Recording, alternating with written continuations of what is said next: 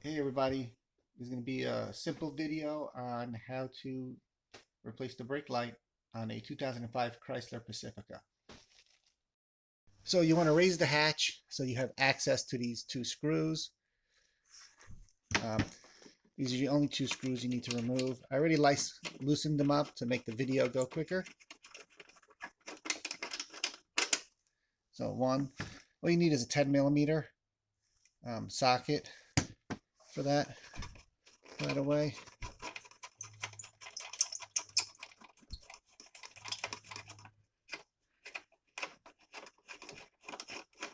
Okay, once you loosen that, what you need to do is get a good grasp, because there's a little plug in here somewhere. There's like a little what do you call it? I don't know, like a little bolt that is pressed in here with like a little washer. So I'm gonna just pull it out. Don't be afraid to use a little force. There we go. And watch. Now it's still kind of hanging on. I'm just gonna pull it out. So here's a guy that I was talking to you about. You know, it's just like a little rubbery plastic thing that fits into here. So the brake light bulb is right in here. So all we have to do, let me try to position this into the light, just turn it. There, we now loosened it and pull it out. I'm trying to do this with one hand filming and one hand working, so bear with me. It just pulls out. There we go. Simple. So I just went to the store to buy a 2-pack. This is what you need, by the way. $31.57.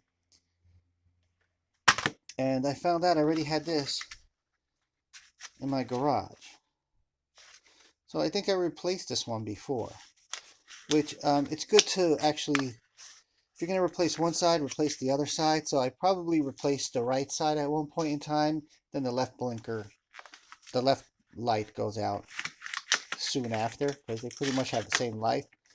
So I might have failed to do that. So I'm going to plug this one in. I just reverse the procedure. So here we go. Just push it right back in. You should probably hear it snapping. Yeah, you heard that? Okay. And just push this back in. Let's see here. See, it's just seated. So it's got these little notches, right? So you just seat it back in here. And then easier the first time. There it goes. So there it goes. And just turn it there. So turn it nice and snug. So all you have to do, go back in here. Okay, I'm putting it upside down. There we go. Now it's right side up. So just reverse the process. See that guy right there? Just line him up with that guy right there. See? And just push it in there. Alright, just push it in there. Don't be worried about breaking anything. Everything's replaceable. Although you don't want to replace it. Okay, that's it. And then in here, I don't know if you could see, but there we go. You just kind of like need to line it up a little bit. There. And put the bolts back in. Let me do that right here, right now for you. Sorry about the camera. I know it's wobbly. I'm trying to do this with one hand filming, one hand working. But look, that shows you how easy it is. I could do it with one hand, tied behind my back. Okay. Okay, I'm going to put the camera down just for a second. There, now it's back. I just had to line this hole up. Alright, so tighten that up. Get the other side.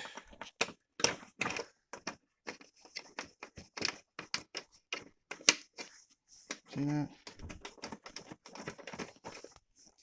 Just tighten her up.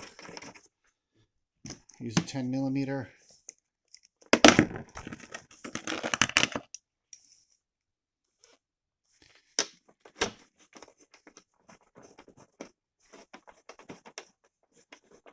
Snug it.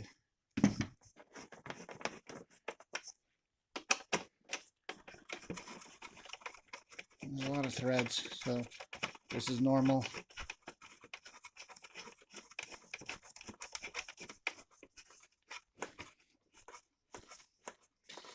Okay.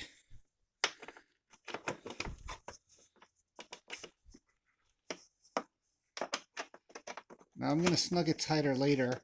I'm just going to check it. I'm going to show you an actual easy way to check it too. So if you're alone, how are you going to check the brakes if they're working? Because you need to be in the car with the brakes. I got a simple solution for that. Okay, here we go. A piece of wood. Stick it on the brakes. See what I just did? Here, put it on the brakes. Put it up against the seat. That's all. I have lots of chopped up woods from projects. I didn't even have to cut that one. Hey, voila! The brake works. Simple deal.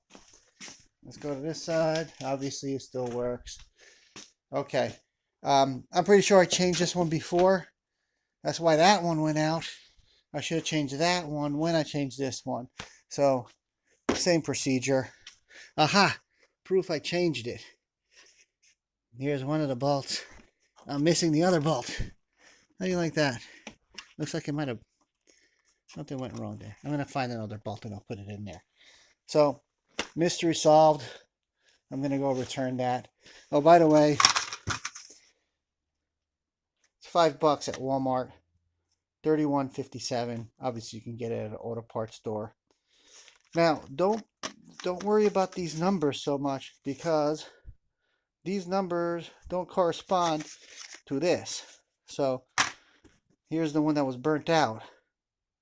You know, it has a wacky number in here. P27/7. Then on this side, there's a whole bunch of numbers. And I don't see... oh, 31.57. How do you like that? It does say it. Never mind. 31.57. Okay. 31.57. Okay. All right. But when I pulled it out, the first number I looked at was this P27/7. I thought that was the number of the bulb.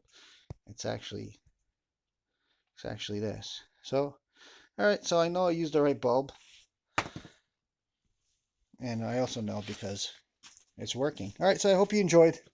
Take care.